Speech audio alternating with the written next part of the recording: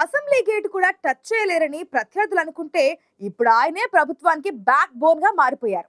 కూటమిలో కీలక పాత్ర పోషించిన పవన్ కళ్యాణ్ కొత్త ప్రభుత్వంలో మరింత కీలక పాత్రలోకి ఎంట్రీ ఇచ్చారు. కూటమి ప్రభుత్వాన్ని 5 ఏళ్ల పాటు విజయవంతంగా నడిపించే బాధ్యతను కూడా జనసేనాని తీసుకున్నారని పార్టీ వర్గాల్లో గుసగుసలు వినిపిస్తున్నాయి.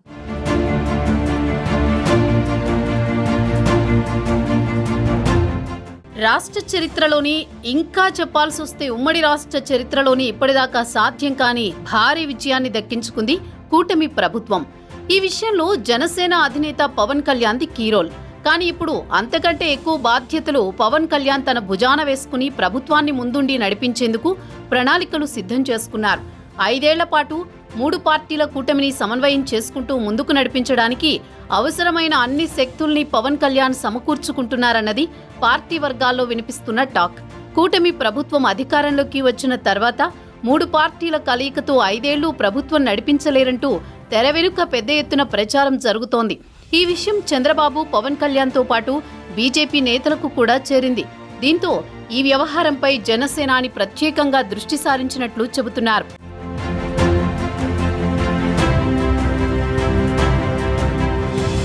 కేంద్రంలో బీజేపీ ప్రభుత్వం దగ్గర మంచి మార్కులు సంపాదించుకున్న పవన్ కళ్యాణ్ రాష్ట్రంలో కూటమి ప్రభుత్వాన్ని 5 ఏళ్ల పాటు ఎలాంటి ఒడిదుడుకులు లేకుండా ముందుకు నడిపించాలని భావిస్తున్నారట. అసలు కూటమి ఏర్పాటు వెనుక తన పాత్ర ఎంత ఉందనేది ఎన్నికలకు ముందే పవన్ కళ్యాణ్ బహిరంగంగా వెల్లడించారు. బీజేపీ పెద్దల దగ్గర తిట్లు తిని కూడా తాను కూటమి పార్టీలను కలిపేందుకు పనిచేశానని పవన్ గతంలోనే వ్యాఖ్యానించారు. అయితే అది పొత్తులకే పరిమితమవుతుందని అంతా భావించారు. కానీ ఏపీలో ఇప్పుడు కూటమి ప్రభుత్వం అధికారంలోకి రావడంతో 3 పార్టీల మధ్య సఖ్యత చివరిదాకా కొనసాగేలా చూడాల్సిన పరిస్థితి ఏర్పడింది. ఈ బాధ్యతలను తానే చూసుకుంటానని జనసేన, బీజేపీతో పాటు టీడీపీ నేతల దగ్గర పవన్ కళ్యాణ్ వ్యాఖ్యానించినట్లు చెబుతున్నారు.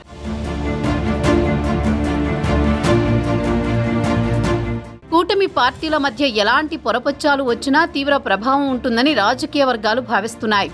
ఇలాంటి పరిస్థితులను కేవలం పవన్ కళ్యాణ్ మాత్రమే అందరికీ ఆమోదయోగ్యంగా డీల్ చేయగలరని భావిస్తున్నారట రాజకీయ విశ్లేషకులు. దీంతో అలాంటి కీలక బాధ్యతలను చంద్రబాబు కూడా పవన్ కళ్యాణ్కే వదిలేశారని కూడా అంటున్నారు. కూటమి పార్టీల్లో తెలుగుదేశం పార్టీకి సింగిల్గా పూర్తి మెజారిటీ ఉంది. ప్రభుత్వ ఏర్పాటుకు అవసరమైన సీట్ల కన్నా అధికంగా టీడీపీ సభ్యులు ఉండడంతో భవిష్యత్తు రాజకీయ పరిణామాలు ఎలా ఉంటాయనేది కూడా ఆసక్తికరంగా మారింది.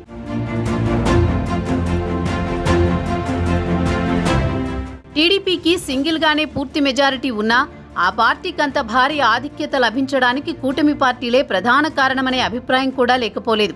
అందుకే సంఖ్యాబలాన్ని చూసుకోకుండా జనసేన, బీజేపీతో అదే అనుబంధాన్ని కొనసాగిస్తూ ముందుకెళ్లాల్సిన పరిస్థితి ఏర్పడింది.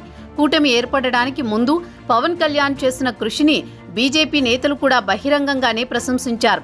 అంతేకాదు చంద్రబాబు కూడా పవన్ కళ్యాణ్ అందించిన సహకారాన్ని పదే పదే ప్రస్తావిస్తూనే ఉన్నారు.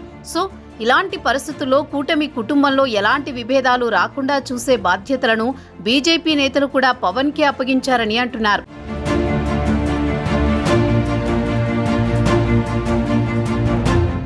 ఆంధ్రప్రదేశ్లో కూటమి ప్రభుత్వం కొలువుదీరిన తర్వాత పవన్ కళ్యాణ్కి డిప్యూటీ సీఎం పదవితో పాటు పంచాయతీరాజ్ వంటి కీలక శాఖలను కూడా చంద్రబాబు అప్పగించారు.